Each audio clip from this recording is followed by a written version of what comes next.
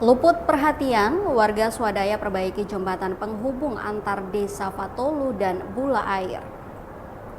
Warga desa Fatolu dan Bula Air di Kota Bula, Kabupaten Seram Bagian Timur atau SBT, swadaya perbaiki jembatan penghubung antar kedua desa tersebut. Pasalnya, kondisi jembatan yang kian memprihatinkan dianggap menjadi ancaman bagi pengendara dan masyarakat yang melintas. Warga mengaku meski telah berulang kali disuarakan, namun belum juga ada perhatian serius dari pemerintah kabupaten.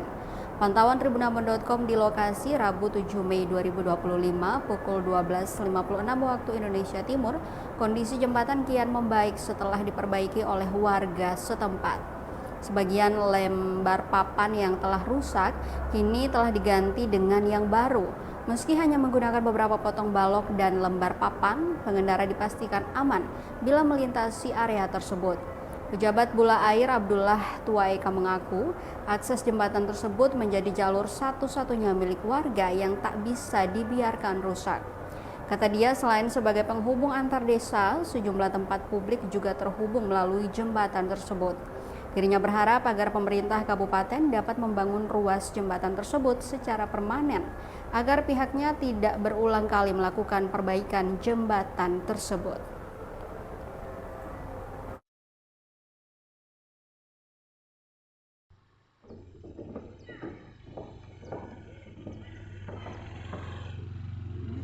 Mari.